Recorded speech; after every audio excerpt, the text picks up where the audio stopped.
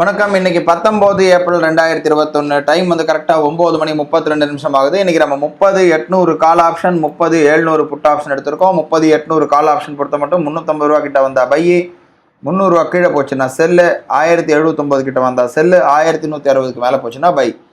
அதே போல் 30-700 put option பார்த்தீங்கன்னா 150 கிட்ட வந்தா பை, 100 ரூபா கீழே போச்சுன்னா செல்லு, 950 கிட்ட வந்தா செல்லு, 1030க்கு மேலே போச்சுன்னா பை.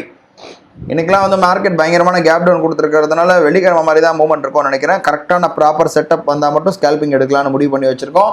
இப்படி வர பட்சத்தில் நான் கண்டிப்பாக அதை வந்து சொல்கிறேன். நேரம் வந்து சரியாக 2 மணி ஆகுது. மார்க்கெட்டில் சுத்தம் மூவ்மெண்ட் இல்லை. மார்க்கெட்டில் வந்து மேலே கீழே இருந்தது. இன்னும் நம்ம ரோபோவில் பார்த்தோன்னா எதுவும் ட்ரிகர் ஆகலை. கால் ஆப்ஷன் வந்து காத்தால் ட்ரிகர் ஆகிருக்க வேண்டியது. நம்முடைய லெவல் வந்து 350. நல்லா பாருங்கள், இது லோ வந்து 352 வந்திருக்கு.